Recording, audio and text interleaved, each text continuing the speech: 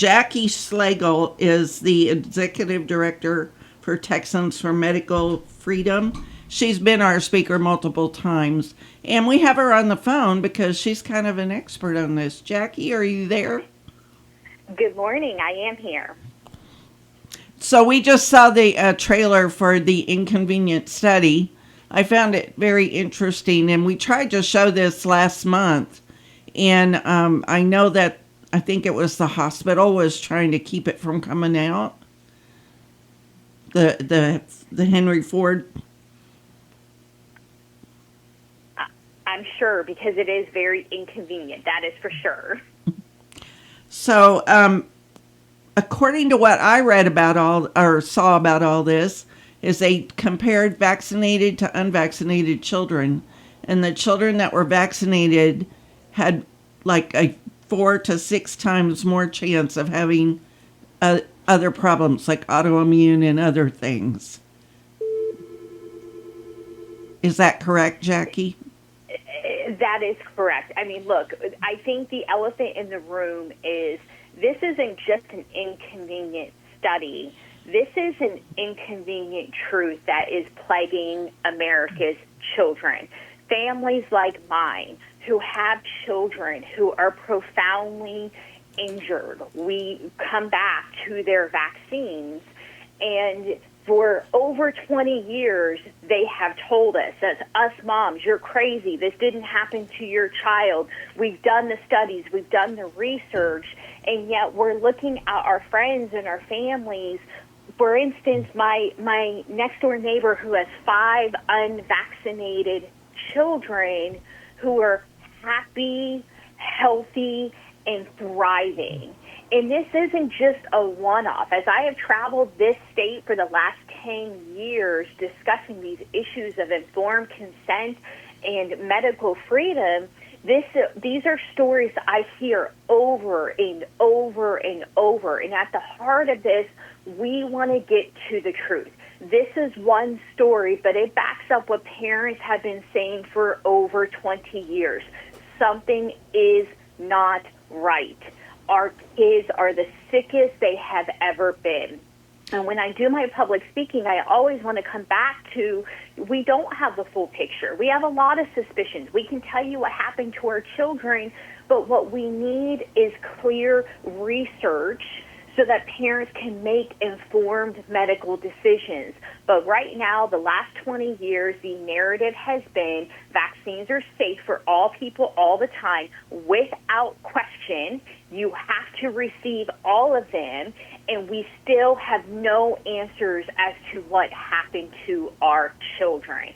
I think this film is absolutely just going to open the dialogue, and we've seen so much progress on this issue, but I just am so incredibly grateful for this opportunity for you guys to gather tonight and see one part of this conversation.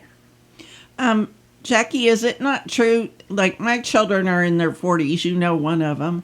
And my daughter was telling me, the daughter that has 6 children, that now there's like double the amount of vaccines from when I raised my children. At least. My vaccine schedule, and I'm in that age range, was about 12. Children today, if they follow the CDC schedule, they are getting 78 doses of vaccines. Many of them in combination. They haven't been tested together. For my daughter, it was 9 vaccines in one day. Within 15 minutes, she was having seizures, and the only things the doctors can tell you is it's not vaccines. Well, what was it that when we walked out that pediatrician's office after getting those 9 vaccines and she started having seizures, countless families are telling you something happened to my child on that day. And we do not have research that says 9 vaccines in one day is safe or effective for all children. And so the shot schedule has drastically increased. In my early days of advocacy, pre-COVID, a lot of our parents, that generation, would say, well, Jackie, what about polio? Where would we be if we didn't have these vaccines? And then you open up the shot schedule and you say, look, you guys got a polio vaccine and maybe one other. This is where we're at today. You show them the 78 doses. You show them that a 4-month-old baby goes into the pediatrician's office and gets 9 different vaccines in one day and is expected to come back 2 months later for a whole nother round. It is jaw-dropping. It is shocking. If you look at the statistics of the health of our children, 1 in 6 children are developmentally delayed. 1 in 6. 1 in 3 children have either autism, allergies, ADHD, or asthma. I think the number that has recently surfaced that has just absolutely it shakes me when I see it is 77% of our youth does not qualify for military service.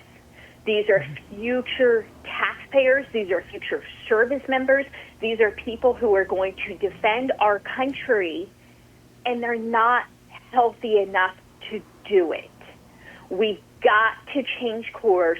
We've got to uncover this. And as long as our medical institutions are, have these lines in the sand and refusing to do the actual research, we're never going to get there. Look, you're a parent, I'm a parent, some of you guys listening are grandparents, you have kids, we all want the same thing. We want for them to be happy, healthy, and thriving. But if they're not conducting the research, or they have incredible conflicts of interest, such as they're making a vaccine and then sitting on the board of those who mandate those vaccines, we're never going to get to the bottom of what is happening to this generation. And again, I'm just so excited for this film, for my friend Del Bigtree. I've been working with him for over 10 years, advocating for medical freedom. And this is going to open a lot of eyes and hopefully conversations as to what is happening with this generation. And this film was also voted the best film of the Malibu Film Festival, correct? That is what I hear. It really is great. Look, I've been doing this for over 20 years. My daughter, who was profoundly injured at 4 months of age, is 24 years old. And I've seen a lot of these films. I've participated in a lot of these efforts over the years to bring awareness. Oftentimes, I'm not the first one jumping in line to watch a new documentary or a new film just because I've been doing this for 20 years. I took the time to watch the film, and it just brings up so many incredible points, so many questions, and you get to see the faces behind. I mean, some of these people who are doing this and covering this up are incredibly conflicted, or, they're just not bold enough to speak out. That's why what you guys are doing by getting this message out there, what Del Bigtree is doing to continue to be a firm voice in this movement, the reasonable voice that says we've got to get to the bottom of this, is so incredibly important. But it's a very powerful film. So let me ask you this. What is the difference in your immunity if, like, my children got chickenpox? We didn't have the chickenpox vaccine at the time. What is the difference in the immunity between having had the disease and having the vaccine? Well, that's a great question, and I am not a doctor, and I do not claim to be, but that's a great example just to point to. I had chickenpox as a child. I now have lifelong immunity. Many of these kids today got vaccinated as children, and yes, they do get temporary immunity. Many of them do. But it doesn't last a lifetime. There's also some research that shows that can protect against other diseases down the road when you get that natural immunity. Again, we want to keep our kids healthy and safe. We want to make the best decisions for them. But that's a perfect example just to look back and say, I got chickenpox. I developed immunity to that. If you get vaccinated and immunity wears off, as an adult, chickenpox is much more serious. It can cause a lot more complications. It's situations like that, It's a newborn getting the hepatitis B vaccine on the day of birth, a vaccine for a sexually transmitted disease that has people questioning, what are the motives? What are the intentions? Is this really necessary? Have we taken something that maybe started positive and had good benefits, and have we let the industry run amok? I think it's pretty clear that for many years the industry has gone unchecked, and we need to bring balance back. This is what Bobby Kennedy has been fighting for, advocating for.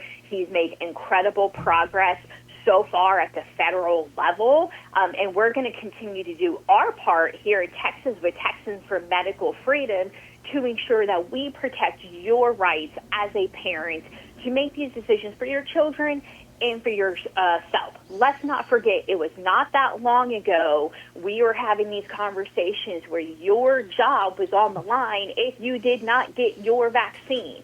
That can never, ever happen again. We know how that ended. The COVID vaccine injured so many people. It was not effective, and it was not safe for every single person. That's why we're fighting for your rights. No matter what they put on the market, no matter what they do next, we need to make sure that you have the right to informed consent and the right to choose for yourself. Right, and Bobby Kennedy is not against vaccines. He is for your right to decide. Absolutely, and all of us, so many of us, our families depend on medical products, on medical advancements, and we all want that. But there's got to be good science behind it. It's got to be free from conflict of interest. And again, we need to steer clear of these mandates that tell you you don't have a choice. At the end of the day, you deal with the consequences of the decisions you make. We all now know you cannot sue a vaccine manufacturer if you were injured or killed. That means we cannot mandate these products when there is no liability.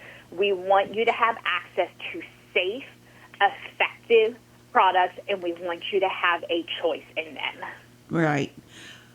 I think we're about out of time, so let me remind everybody that we are meeting tonight at the Myrtle Wilkes building, and I think we're in the room across from the Big Dam Room tonight.